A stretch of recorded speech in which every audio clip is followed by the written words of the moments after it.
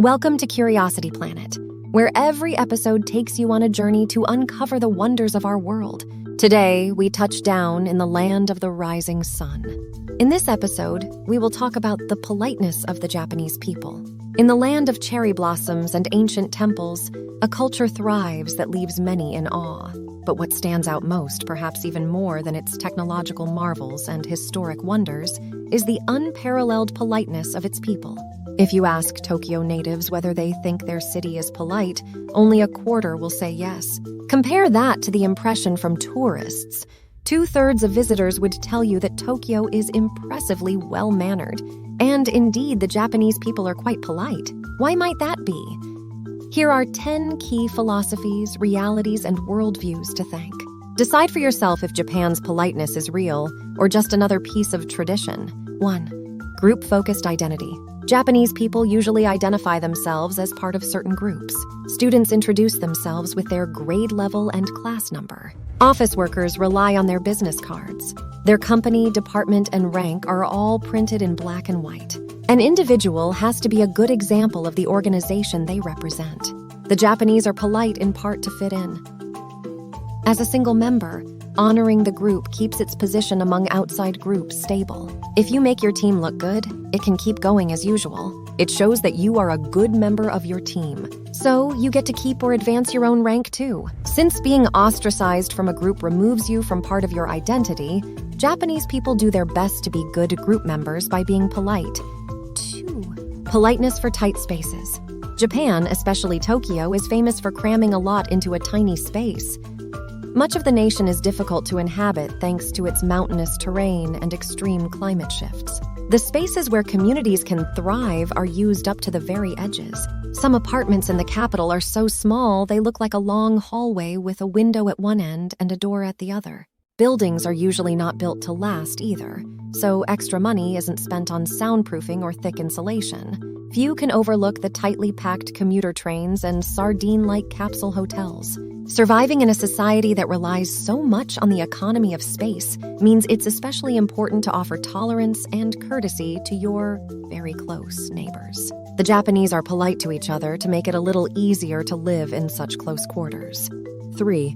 Politeness in ignoring what others are doing. Take a look at Scramble Crossing during lunch hour, and you'd never think Japan is suffering from a population problem. On top of space being at a premium, the population density in Tokyo necessitates a neighborly attitude to keep everything moving along smoothly, albeit at its very rushed pace. From the perspective of a group mentality, the in-group that is the Japanese people is huge.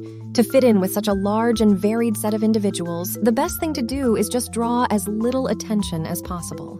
This means letting things go when you can and politely joining in the cultural flow. If you want to be polite like the Japanese, try thinking from their point of view. What's it like to have all these cultures mixing? 4. Keeping criticism private is being polite. Hundreds of years ago, Japan blocked its culture off to the outside world by closing ports and limiting international trade. Today, however, the Japanese enjoy McDonald's hamburgers, ramen from China, and delicious tempura with Portuguese origins. To become a more international society, the Japanese have developed a culture of politeness and tolerance towards things seen as other. The Japanese people are traditionally very proud of their culture. Upholding honor is essential, as we can easily see from the way of the samurai. They believe, in general, that it is important not to act on judgments about another person's behavior. Instead, keep any negativity private. This philosophy creates an inviting and understanding atmosphere for visitors, promoting Japanese society as worldly and well-educated. You could say this also makes the Japanese seem very polite. 5. Omoyari.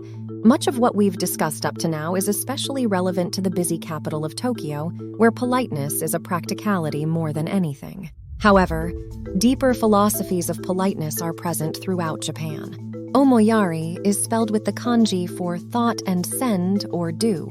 Omoyari is the Japanese way of saying, put yourself in someone else's shoes. Much of what we've discussed up to now is especially relevant to the busy capital of Tokyo, where politeness is a practicality more than anything. However, deeper philosophies of politeness are present throughout Japan. 6. Tatemae and hon, politely lying. Tatemae is the word used to describe a person's outward expression of emotion and opinion. In Japan, Not saying your real feelings is considered polite. It's a way to show respect and dignity to the other person. They might be doing something you don't like, but what they are doing is not necessarily wrong or bad.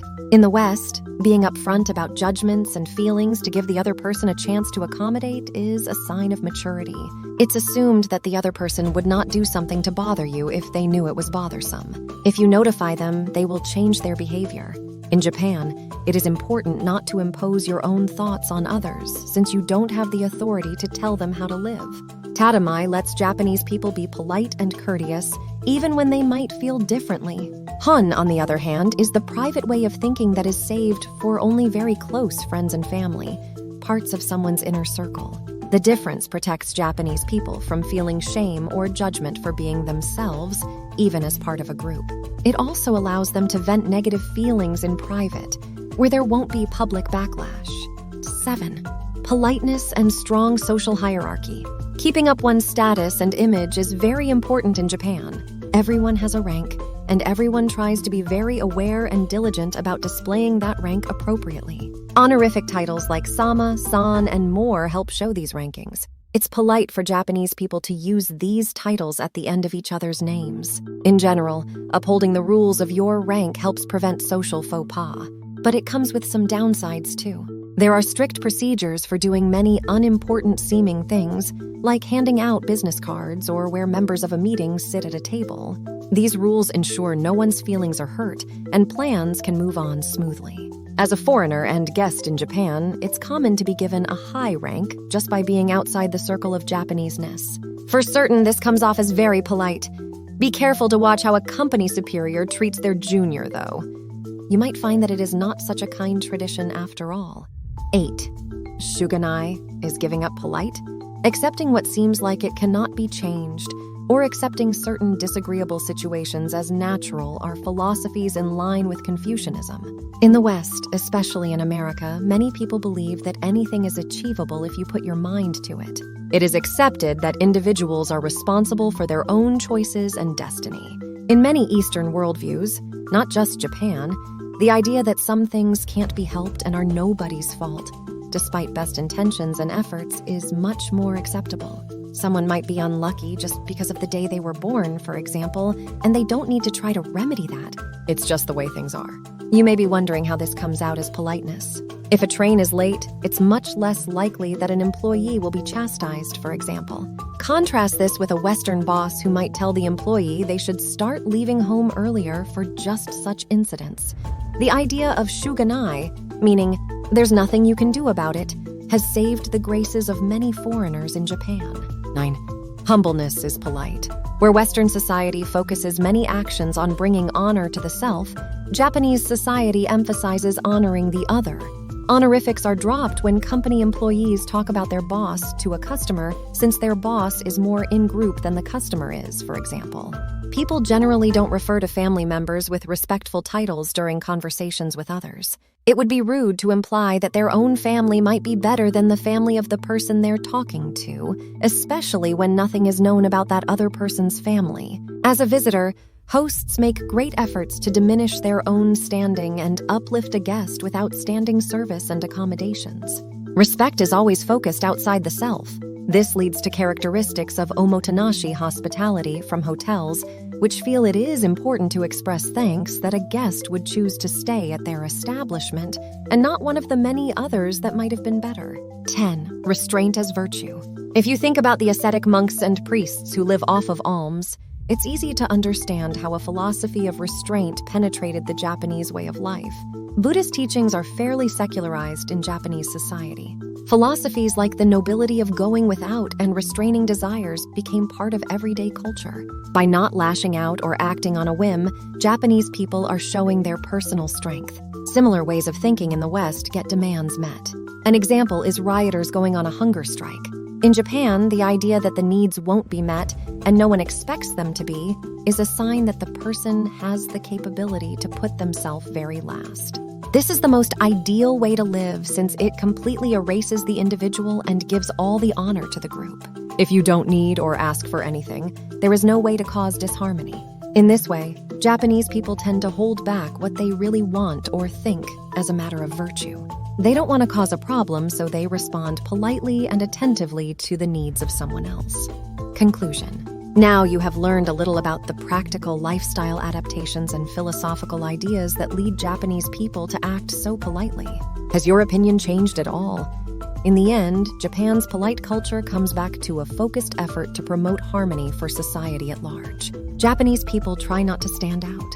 If doing that helps their group fare better in the world, they can feel a personal sense of belonging. Japanese people try to keep the peace and honor others with their actions. They are kindly understanding and accepting even when guests behave badly. Is this way of thinking a little holier than thou? Or is it genuinely nice for society to be so willing to put up with things they have a problem with? Visit Japan and experience our politeness for yourself. You'll see just how much the culture makes it a great place to be. Thanks for watching.